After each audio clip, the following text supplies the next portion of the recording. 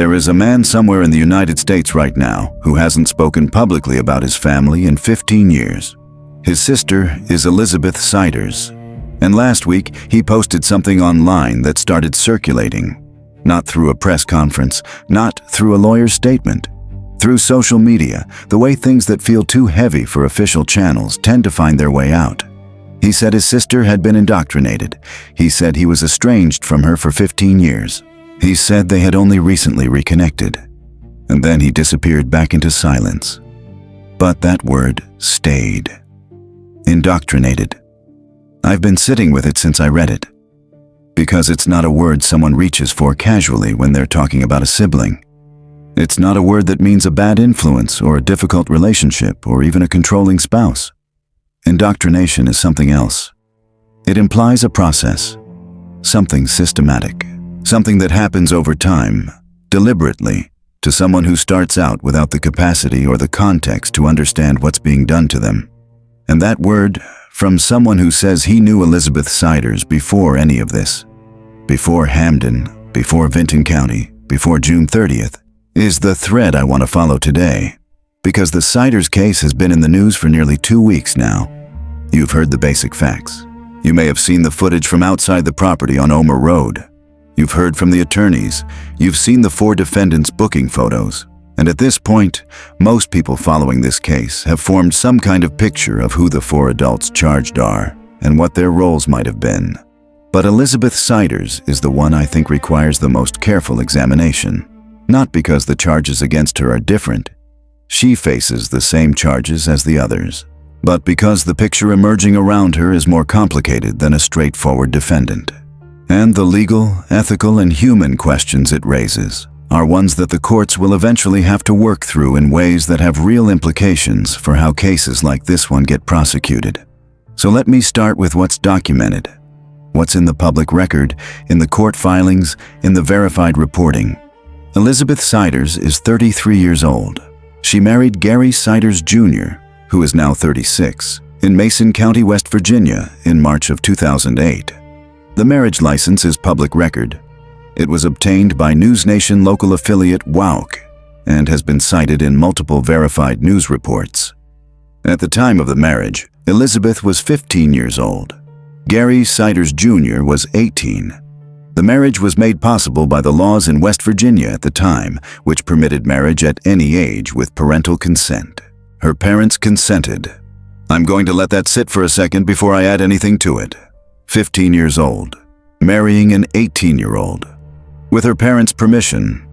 Former lead Susan Smith trial prosecutor Tommy Pope, speaking on NewsNation, said the circumstances surrounding that marriage stood out to him immediately. He described it as almost the worst of circumstances. Court records indicate she was already expecting their first child at the time of the marriage. Pope, it's worth noting, is not someone advocating for leniency in this case.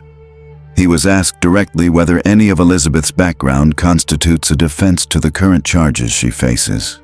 His answer was careful.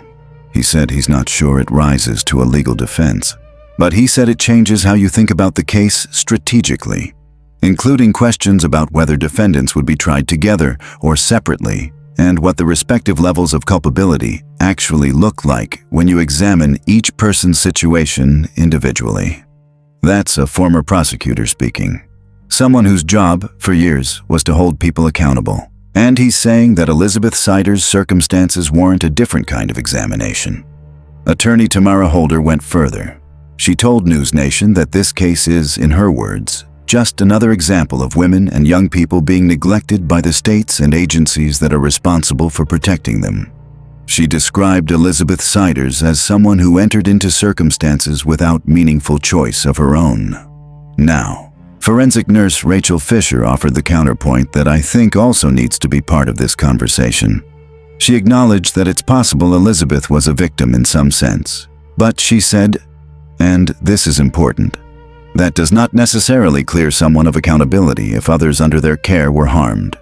She used the phrase victim-offender overlap, the idea that someone can have been wronged in ways that are real and serious, and still bear responsibility for what happened to those under their care during the years that followed. That tension, between someone who may have had no real choice at the beginning and someone who now faces serious criminal charges, is at the center of everything complicated about Elizabeth Sider's legal situation, and it's not a tension the court is going to resolve quickly. The current charges against her are 16 counts of felony child endangerment, classified as second-degree felony because they involve serious physical harm. She entered a not guilty plea on July 1st. She and the other 3 defendants, Gary Siders Sr., Christina Siders, and Gary Siders Jr., all waived their preliminary hearings on July 7th, sending the case directly to a grand jury. No court date has been scheduled for the endangerment case. The grand jury is expected to convene at some point in mid-July, though Vinton County Prosecutor William Archer has said grand jury hearings occur every other month, and he hoped to have an update within 2 weeks. Her attorney, Tommy Stolley, said in court and to media that his client is crying and exhausted and focused only on those in her care. He has filed a motion seeking a reduction in her $300,000 bond based on the argument that her circumstances deserve individual consideration. He is actively investigating whether Elizabeth could herself be considered a victim in these proceedings, not as a strategy to avoid accountability, but as a factual question about what her life actually looked like from the inside. And relatives of Elizabeth's family have said things that complicate the simple picture even further. Ronnie Fletcher, who identifies himself as an extended family member and uncle to those involved, used a specific phrase about Elizabeth when talking to News Nation. He said she came from a difficult home life before coming into the Siders family. He said she escaped into the Siders family. That phrase, escaped into, means something. It means the environment she was leaving felt worse, or at least as difficult, as the environment she was entering. It means a 15-year-old made what felt like the best available choice from a set of options that probably didn't include anything recognizable as a good outcome. That's not a defense to anything, but it's a context. And context matters when you're trying to understand how situations like this one develop.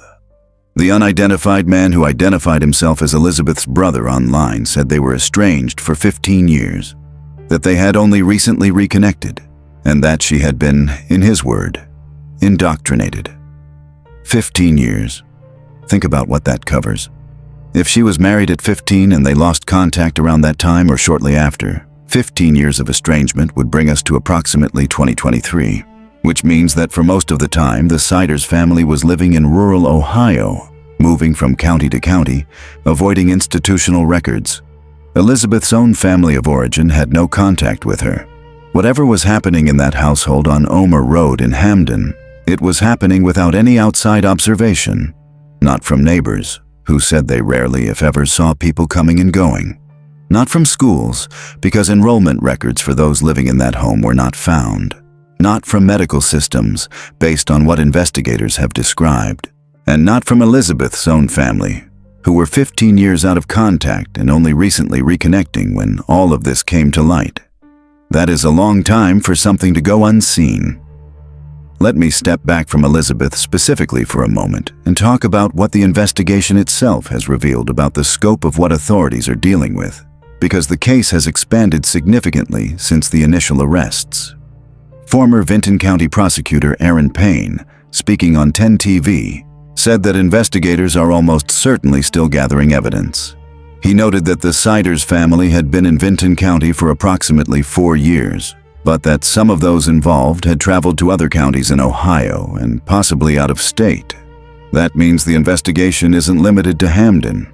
It's reaching into other jurisdictions, other counties in Ohio, potentially other states. Authorities believe the family has been moving across Ohio since at least 2008, which is the year Gary Siders Jr. and Elizabeth married in West Virginia.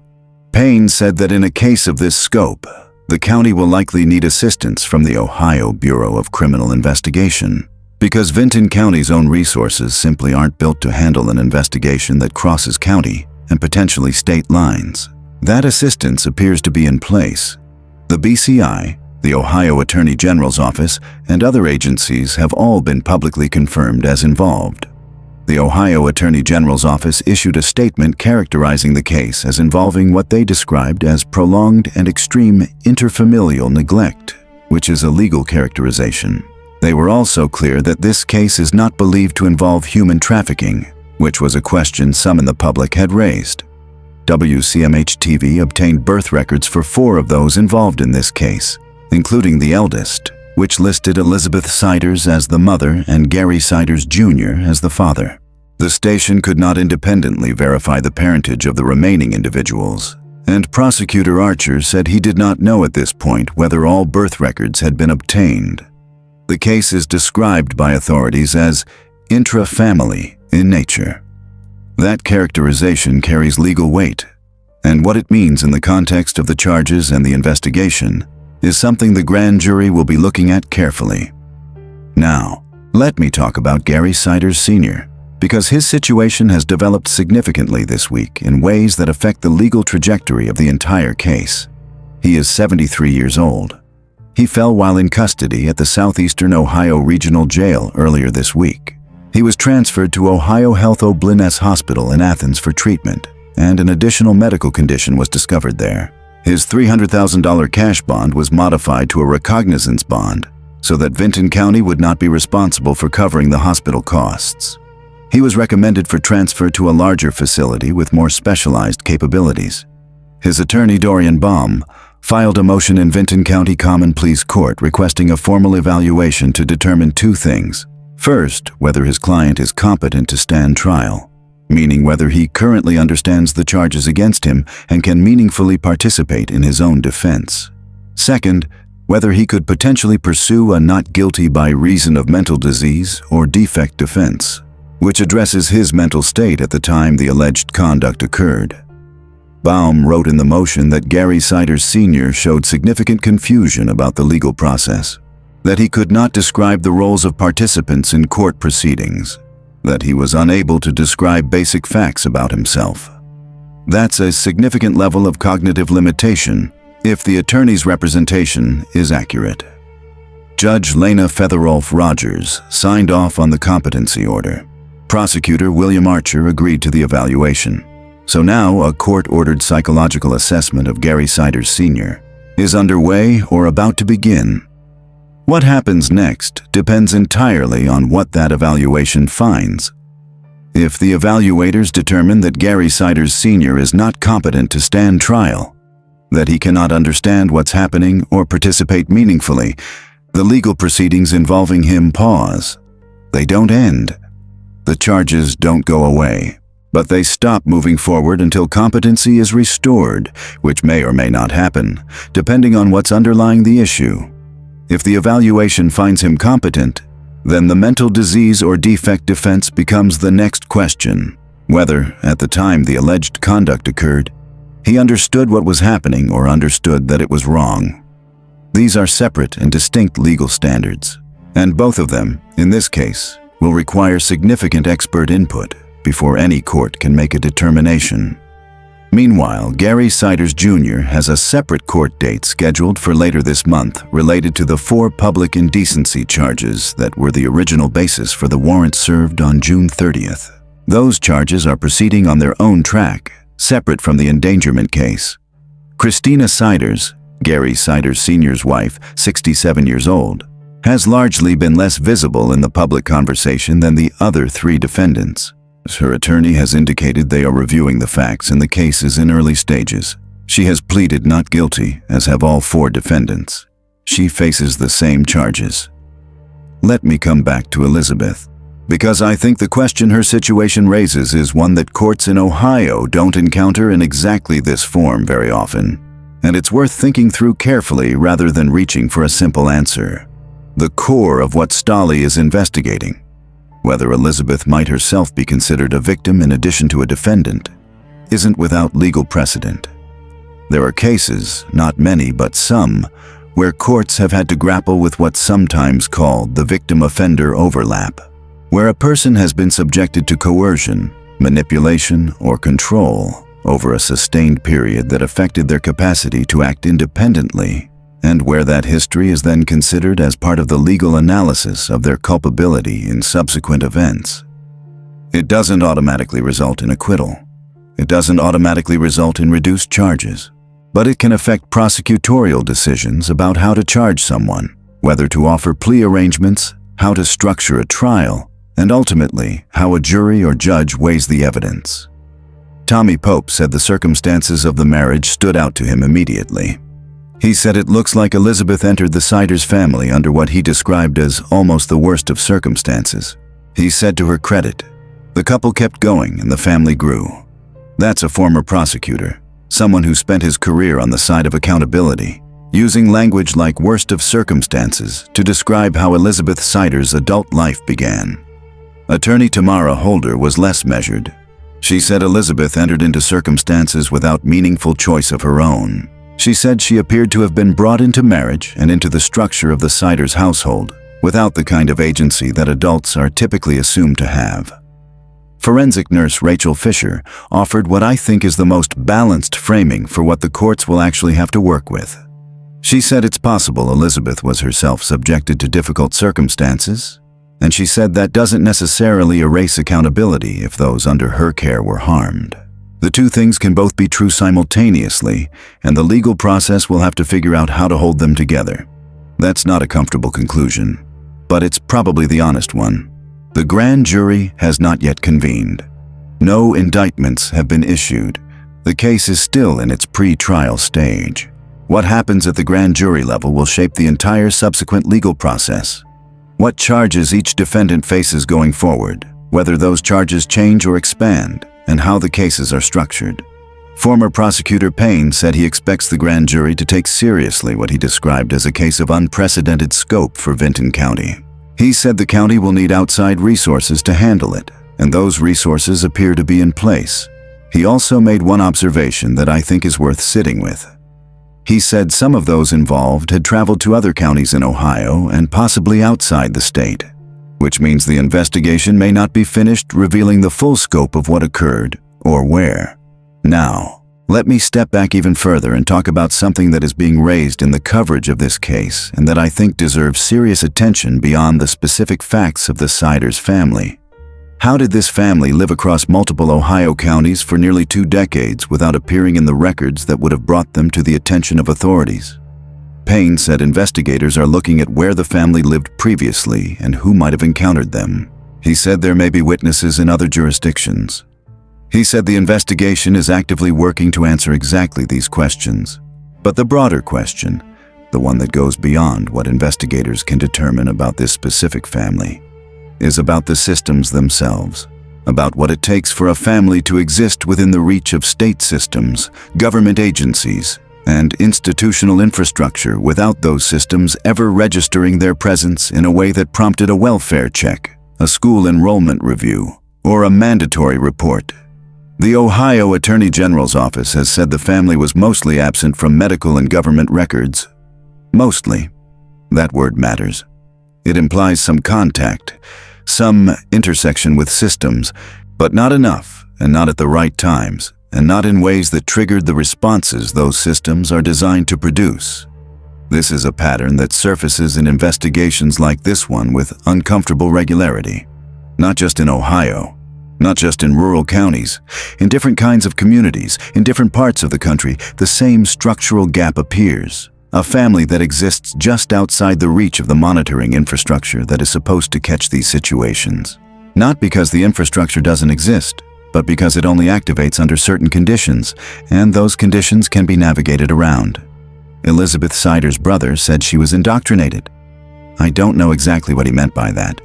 I don't know what her life looked like in the years between the marriage in 2008 and June 30th, 2026. I don't know what choices she had access to, what resources she could have sought out, what her actual capacity to act independently looked like from the inside of whatever that household was.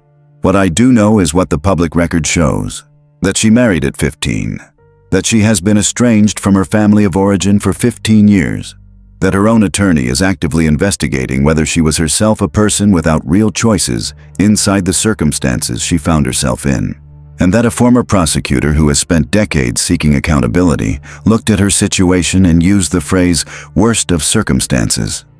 The legal process will work through all of this, slowly, carefully, as it should. The grand jury will make decisions. Charges will be confirmed or adjusted. Defense attorneys will present what they know. Prosecutors will present what the evidence shows. Eventually, there will be trials. And somewhere inside all of that, the courts will have to figure out how to think about someone who may have been, at the same time, a person who entered difficult circumstances without meaningful choice, and an adult responsible for those under her care. That's not easy. There is no clean answer. Legal systems are not built for clean answers in cases like this one. They're built for fair processes that examine the evidence and apply the law as precisely as it can be applied. What I'm watching for in the coming weeks is the grand jury. Once indictments are issued, the case becomes more public. Evidence that's been held privately by investigators starts to surface in legal proceedings. Defense attorneys begin responding to specific evidence rather than general charges. And the full picture of what happened inside that house on Omer Road, and for how long, and under what circumstances, starts to become more visible.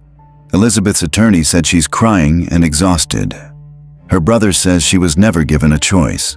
A prosecutor who has spent his career seeking accountability said her circumstances represent the worst of circumstances. And the 33-year-old woman at the center of all of it is sitting in the southeastern Ohio Regional Jail on a $300,000 bond, charged with 16 counts of felony child endangerment, waiting to find out what the grand jury decides. None of this is simple. None of it resolves cleanly. But I think the cases that are genuinely complicated, the ones where the legal question and the human question don't point in the same direction, are exactly the cases that deserve the most careful attention, not the least. Those involved are with Ohio's Department of Job and Family Services. That's confirmed. They're receiving care. The process of assessment and support and stable placement is underway. It is a long process, and it will require sustained resources and attention from people who are trained to provide exactly this kind of support. But it has started. That's where I want to end. Not with the legal complexity of Elizabeth's situation, not with the competency questions around Gary Sr., not with the structural gap that allowed this to go undetected for nearly 2 decades. With the fact that those who were in that house on June 30th are not there anymore. They're in care. They're being seen by professionals. The process of helping them has begun. And the legal process that will determine what happens to the 4 adults charged is moving forward, slowly and methodically, the way serious legal processes have to in order to be fair. If you want to continue following this case, subscribe to Crime Uncovered. We'll be here for the grand jury, for whatever comes next in Elizabeth's defense investigation, for the competency evaluation of Gary Sr., and for every verified development in a case that is far from resolved. Some cases require patience. This is one of them.